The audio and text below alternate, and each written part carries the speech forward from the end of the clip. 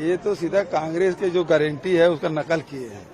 और दूसरी बात यह है कोनो ऋण माफी की बात नहीं है, ओपीएस की बात नहीं हो रही है।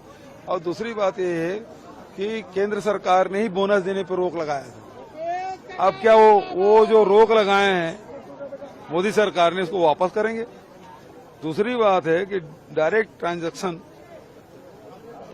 की बात करते हैं और हमारी सरकार तो लगातार कर रही है, तीसरे दिन में भुगतान हो जाता है। अब बोलते हैं नकद भुगतान करेंगे, तो ये जो वो कहते हैं डायरेक्ट ट्रांसफर होना चाहिए, तो अपने ही आदेश के विरोध में ये अपना संकल्प पत्र लाए हैं। गृह मंत्री भी आए हुए थे, आपकी गिरफ्तारी की बात करके आए कि बीजेपी की जब सरकार बनेगी तो भ्रष्टाचार हुआ, जांच होगा, मुख्यमंत्री को गिरफ्तार। उसको तो पहले रमन सिंह को कर ही लेना चाहिए था, क्योंकि नान में उसका नाम है।